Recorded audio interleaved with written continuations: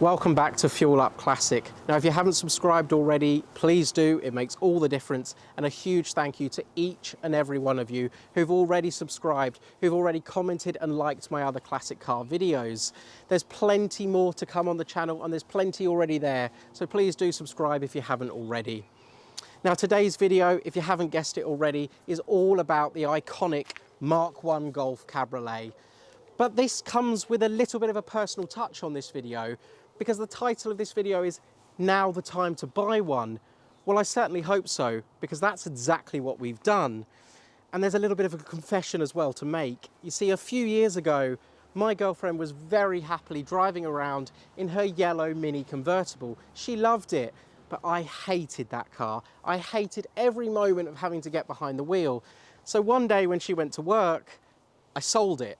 And I've never really been forgiven for it. So fast forward a couple of years, I was getting a little bit of pressure of replacing her beloved Mini. And I started to look at the obvious choices, and I just couldn't be excited by anything modern. It's just my own personal taste. I can't get excited about them. And I was given a very short brief from her. It had to be something a little bit interesting, ideally automatic, and within a budget of around £5,000 to £7,000. And I thought, okay, I can work with that. And this is exactly what I've bought. Whether I've hit the nail on the head with the brief, well, we'll try and find out at the end of the video. But join me as I take this iconic 1980s car out for a drive. I'll talk you through why I think it's a little bit of an undiscovered gem, especially in a world of where classic car prices from this era seem to be going through the roof. What it's like to drive on some of my favourite country roads, what to look out for if you're thinking about buying one, and also we'll try and answer the question, is now the time to buy one? Join me and let's take it out for a drive. So a quick disclaimer, now we're out on the road and we've got the hood down. Now, I love driving this car with the roof down, and so does my girlfriend, and so do all the other family members that have really jumped in this car at any opportunity, because it is just great fun. But the one thing we can't control here in the UK is our weather. So if you do see throughout the video, there'll be moments where the roof's back on, the roof's off. We obviously want to enjoy it as much as possible with the roof off, but it looks like it might rain in a moment, so you're going to see it backwards and forwards a few times. The great thing is it only takes about 15 seconds to lower and raise the roof on this car. It's really no hassle at all.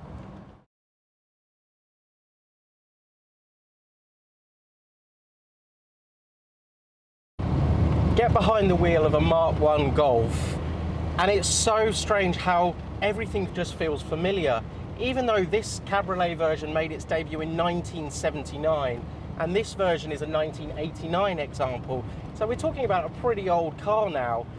It's amazing how well engineered they are. The dashboard is very sparse. There's not a lot in the way of luxuries and mod cons in here. In fact, it is very basic. If you're coming from a modern car, you are going to be in for a little bit of a shock. No power steering on this model at all, and it is worth noting that the steering is quite heavy when you're trying to park, but once you get underway, it provides the kind of feedback that you just don't get in a modern power assisted steering system, so you soon adapt and get used to it. But things like manual windows, manual mirrors, an incredibly sparse dashboard here where you've basically got a heater, a cigarette lighter and a radio. That's it. There's nothing else on this car. And you can really argue that there's very little to go wrong. And that's the great thing about a Golf of this era. They're built really, really well. They're simple, they're reliable, they're really well supported. They've got a great fan base behind them.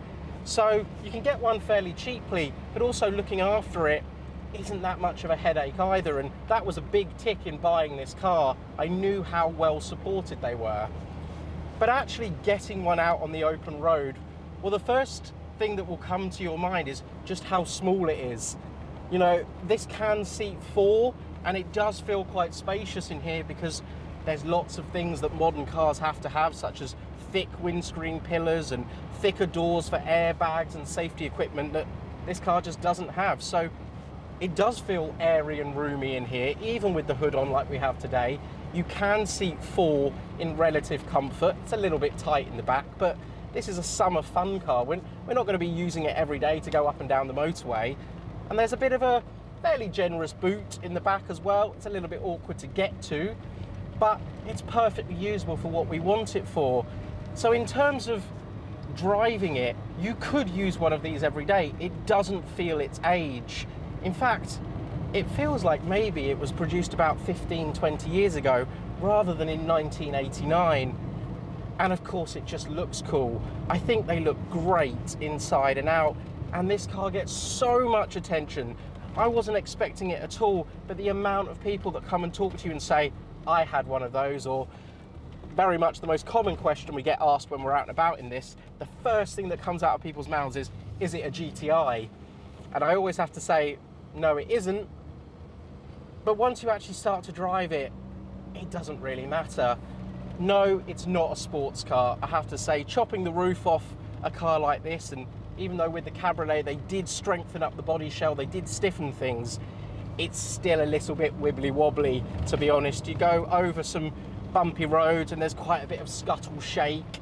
The steering doesn't provide amazing feedback, but it has got that lovely analog feel to it. So no, it's not a sports car, especially without the manual transmission.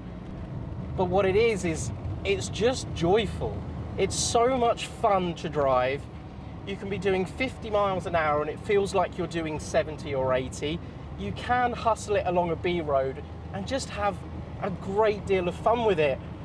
It's not the be all and end all in driving dynamics. They weren't that when they were new. And the GTI version, yes, it's more sporty. Yes, it's a manual gearbox. You're that more connected, and they make that great little 4-cylinder exhaust note as well, which is just addictive when you're having a bit of fun. But what this is just a great summer fun car. We really enjoy using it, and although this is my girlfriend's main car and she uses it on sunny days, I find that actually lots of us are now jumping in it and using it when we need to go down the road, because you can't help but smile when you're driving it. So I think for that reason alone, it ticks the boxes for a great, sensible, usable classic car. What's not to like?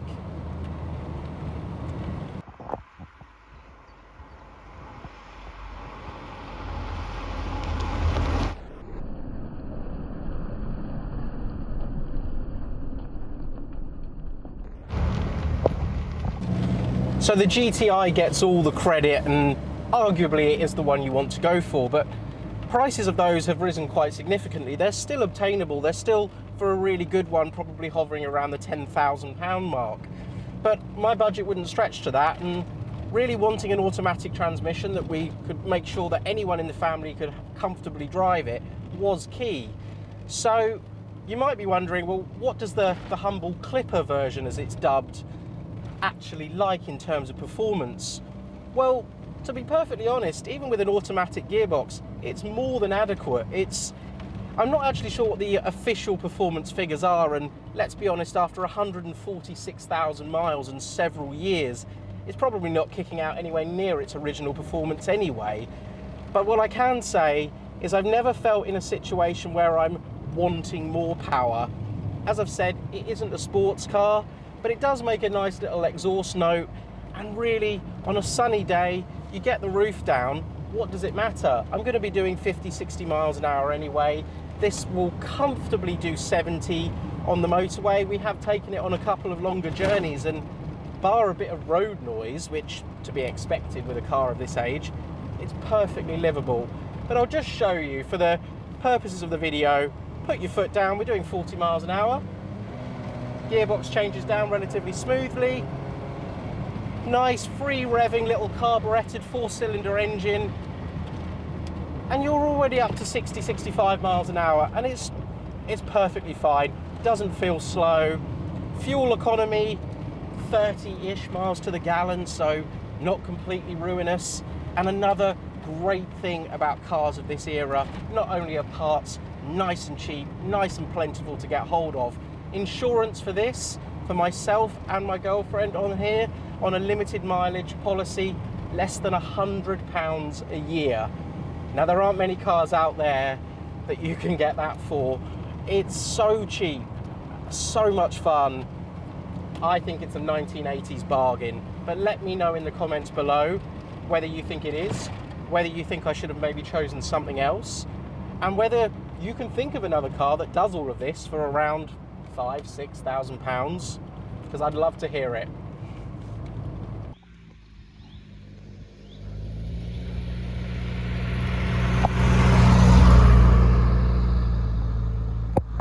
I do think the MK1 Golf in particular makes a perfect entry-level classic car. And whether it's you're coming from a time that you lusted after owning one of these and now you can afford one and you want to have a bit of weekend fun with it, or whether you're a younger generation that just think it looks really cool, they're still obtainable and they're very usable, there's a couple of things to consider, especially if you're coming from a modern car, that yes, dynamically they're of their time, but there are a few things to consider more so in terms of a safety point of view. You know, I did have to, and my girlfriend's very well versed in traveling in a number of different classic cars and that kind of thing, but using one day in, day out, it's very hard to forget just how comforted we are with a modern car. They're so easy to drive. And I'm not saying the Golf isn't, because it's very usable, but there are a lot of things to consider. The brakes themselves, well, they're not fantastic. They really are of their time. Don't get me wrong, they'll stop you, but they won't stop you in a hurry if you really need to. There's no ABS on this, so you do need to adapt your driving style. Obviously, I've mentioned no power steering. Takes a little bit of getting used to in slow speed parking situations. You remember that you have to keep the car rolling and moving. In fact, it's an issue with the Cabriolets in particular. Because they took so much strength out of the body, they have done quite a lot of re-engineering here to make it as stiff as possible. But as I mentioned, it isn't really a sports car. And in terms of the steering, they can have an issue with them that after years and years and years of people pulling on this steering to try and park them, usually from a standstill, the bracket that holds the steering column in, it can actually break off, and that can cause all kinds of loose, horrible, vague steering feeling. So if it feels really vague behind the wheel, that could be one of the potential problems. It is a known issue with the Cabriolets. So just bear that in mind, but also cut it some slack as well. These are old cars now. A lot of them have traveled a lot of miles, and that is a testament to how well engineered they are. But a new modern sports car, it isn't. And I love the fact that it isn't, because it's got all the charm of a great 80s classic car.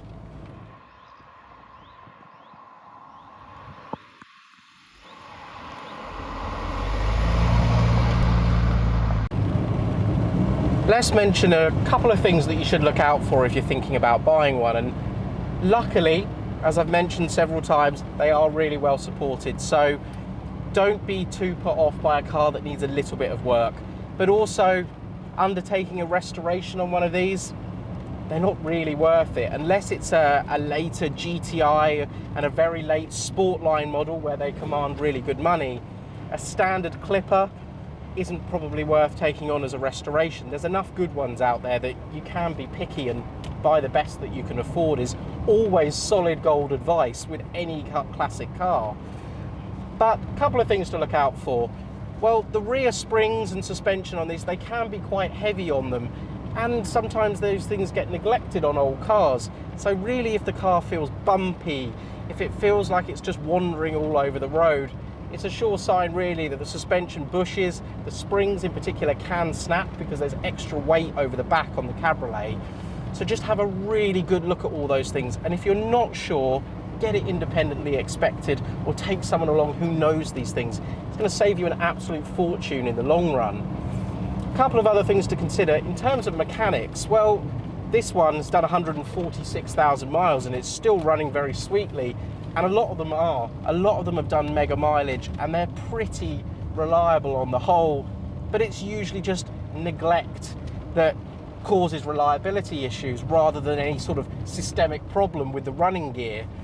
A couple of things to consider if you do go for the automatic gearbox. Parts for them are pretty hard to find. It was a fairly rare option. And I know of a friend of mine that spent months tracking down just a little circular clip on the back of the gearbox because nobody had one in stock. So there's little frustrations when it comes to the more obscure models such as this, but in general, very well supported. Service intervals, well, this is old school, so really you want to be looking for evidence of oil and filter changes every 5,000 miles. Now, compared to a modern car, that is much, much less than you might be used to. But it's also a very simple oil and filter service. It doesn't cost a lot of money, or you can get a bit hands-on DIY, and it's not a bad job to do at all. Cam belt on one of these should be changed every 40,000 miles, but really, in terms of these now being summer toys, you want to be changing it on age, which is 4 years, and that can come around much quicker than you think. Again, not a big job, but if it goes, well, you can probably kiss goodbye to your engine, so it's good security. If there's no evidence that that's been done in the last few years, just get it done immediately as soon as you purchase it. It's peace of mind. A couple of other things to consider. This car came with a new hood, so we had that fitted on it. They can be quite expensive to replace, but any decent trimmers or anything will take the job on with very little fuss. And once you've had a good quality hood put on, it will last the lifetime of the car. They really are good quality ones that you can buy for these.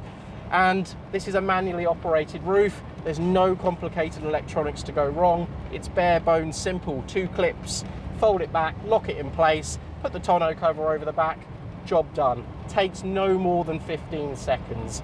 Later cars, 1990 onwards, and I think it was more so the GTIs, you could have an electrically operated roof.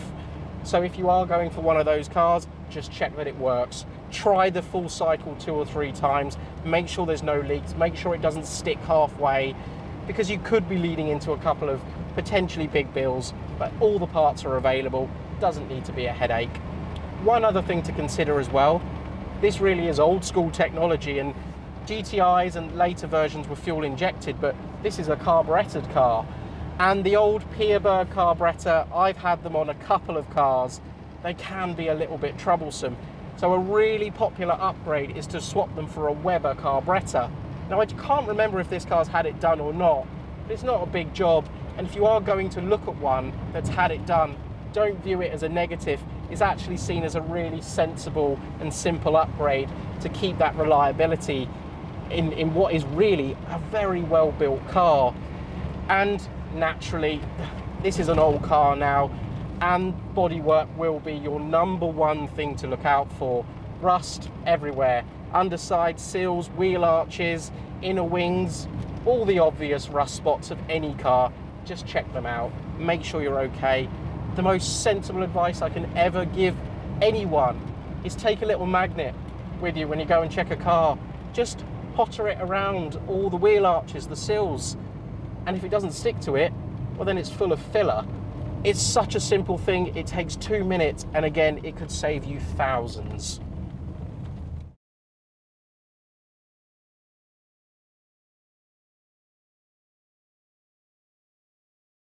Now, I do think that prices for these Mark 1 Cabriolets are still very affordable, especially when you compare it to other 90s, 80s and 1990s cars where values are so high now, especially normal Mark 1 Golf GTIs with the hard tops.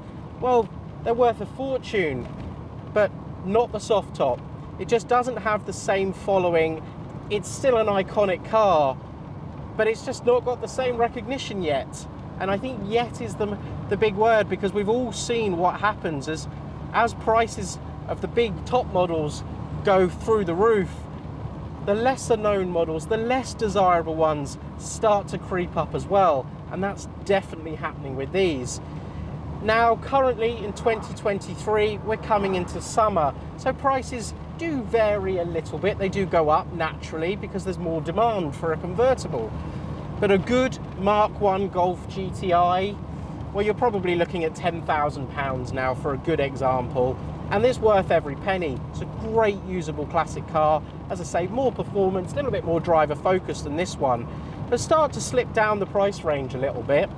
You can buy a Clipper like this with either a manual or an automatic gearbox that's been really well looked after, higher mileage, but it's got all the history and stuff to prove, you know, that it's been a well looked after car, between £5,000 and £7,000. And as I mentioned, parts are cheap, insurance is incredibly cheap, lower road tax here in the UK for older cars. It's not an expensive car really, and the great thing is I think depreciation has done its thing. These cars are now starting to creep up, so my advice to you of whether is now the time to buy one, if you've always fancied one, you've always lusted after one, now really is the time to buy one, because when they start creeping up, they become unobtainable, and we've all done it. We've all looked at cars and gone, why didn't I buy one 5 years ago when they were cheap? I think that's going to happen with these. Such an iconic car, looks great, great usability for 5 grand. Well, they're not going to stay that price for much longer. Another thing to consider, the very late sport line Mark 1 Golf GTIs, they are very, very sought after. They're quite rare. They did a black edition as well. I think it was one of 499 or 500 cars. You will expect to pay a premium for one of those, probably more like £15,000. So they're getting expensive at the top end. But as I say, the humble clipper does everything for me, does everything for my girlfriend, which is far more important than my opinion. And whether I hit the nail on the head with the brief, I like to think that I did. She seems incredibly happy with this purchase. She's got used to it, she drives it in all weathers, but the best thing about it is get the roof down on a sunny day and just enjoy it. 50, 60 miles an hour on a back road is perfect for a car like this. Looks great, sounds great. I think they're an undiscovered gem. And more importantly, I've got a very happy girlfriend with a great car. So that means I need to start looking for a car of my own now. So join me for the next video and we'll show some more classics. We've got some great stuff on the way. And I look forward to showing you a vast array of great cars coming up on the channel.